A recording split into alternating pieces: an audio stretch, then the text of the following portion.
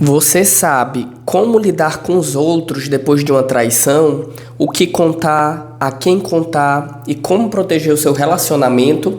Eu sou Renan Santana, psicólogo de casal e neurocientista, e hoje a gente vai falar sobre um tema que muita gente não imagina o quanto é importante depois de uma traição, que é como lidar com os outros. Até aqui a gente vem falando muito sobre o casal, sobre o impacto emocional, as conversas e também sobre o processo interno de reconstrução. Mas existe um momento que vem logo depois e que pode complicar ainda mais as coisas se não for bem conduzido, que é o momento em que a traição começa a transbordar para fora da relação. É quando o segredo se torna público ou quando você sente necessidade de falar com alguém. E é aí que entram família, amigos, colegas de trabalho e às vezes até os filhos. Então esse capítulo do livro Superando a Infidelidade traz orientações valiosas sobre essa parte do processo.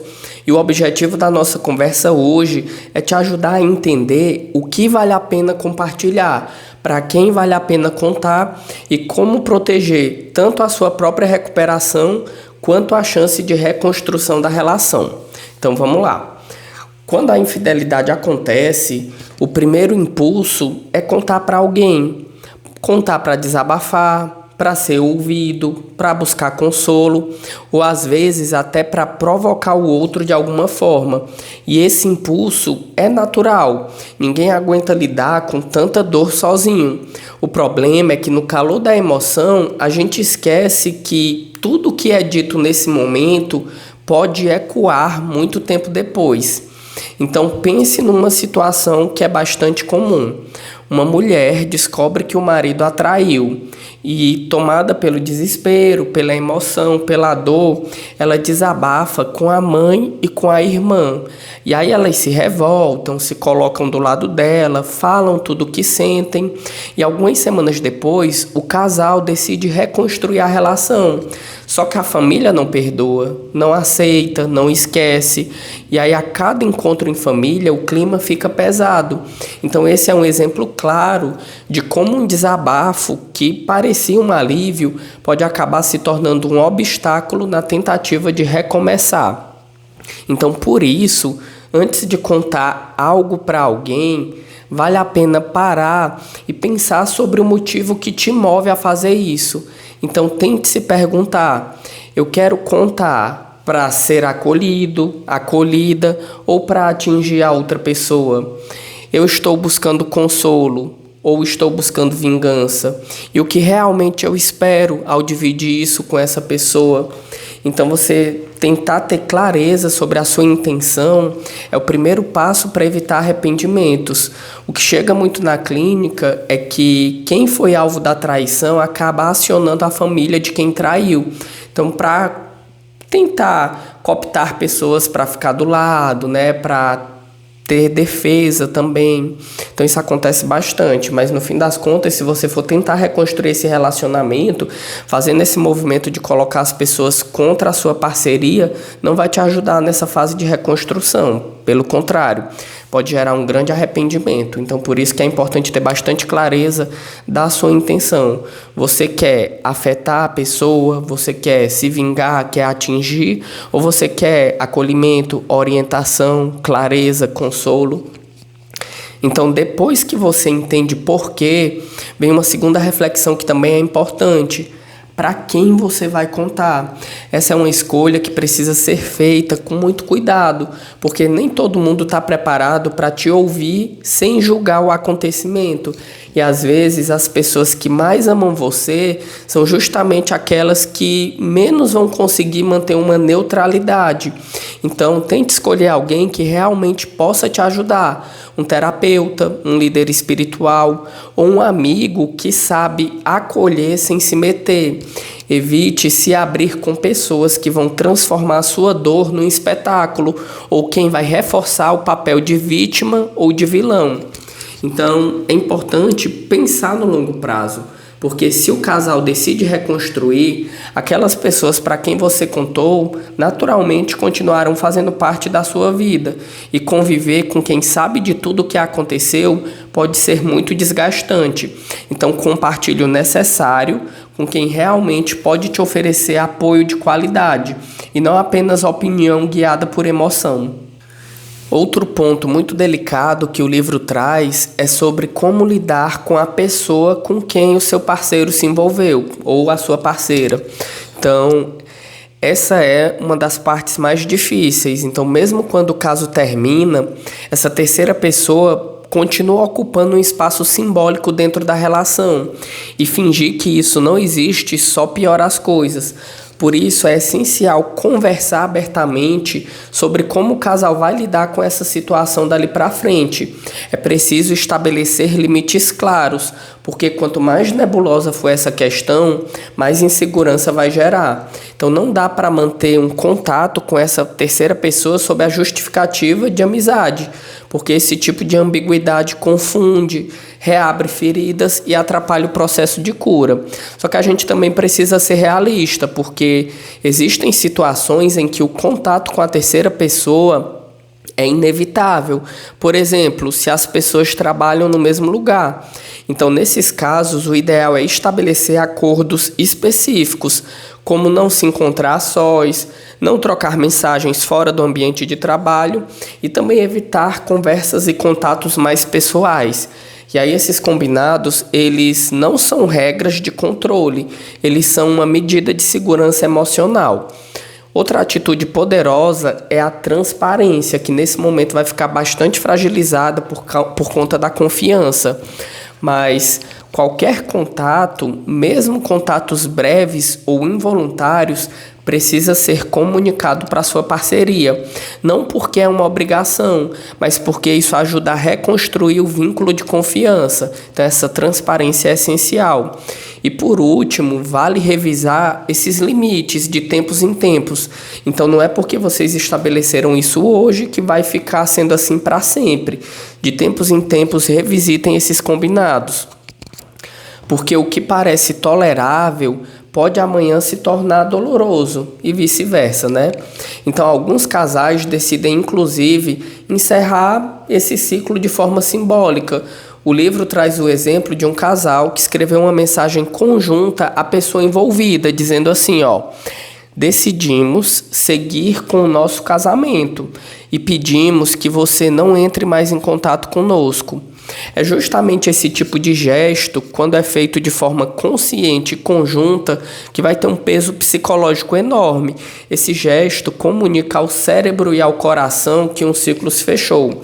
Então tem casais que decidem por esse caminho conjunto, de comunicar à terceira pessoa que não há mais espaço para ela, porque o casal decidiu permanecer juntos e reconstruir o que ficou. E aí existem casos também em que o relacionamento paralelo ainda não acabou e o casal está tentando lidar com isso no meio de toda a confusão. E aqui é importante entender uma verdade que é dura, mas que é necessária. Não há reconstrução possível da relação principal, do vínculo principal, enquanto o caso com a terceira pessoa ainda existir. Enquanto houver qualquer tipo de vínculo ativo, emocional ou físico, o processo de cura fica travado. Então, nesse momento, a pessoa traída, a pessoa que foi alvo da traição, ela precisa se posicionar com firmeza, só que sem perder a dignidade. Então é importante dizer algo como: se você ainda não consegue decidir, então eu também não posso continuar agindo como se tivesse tudo bem.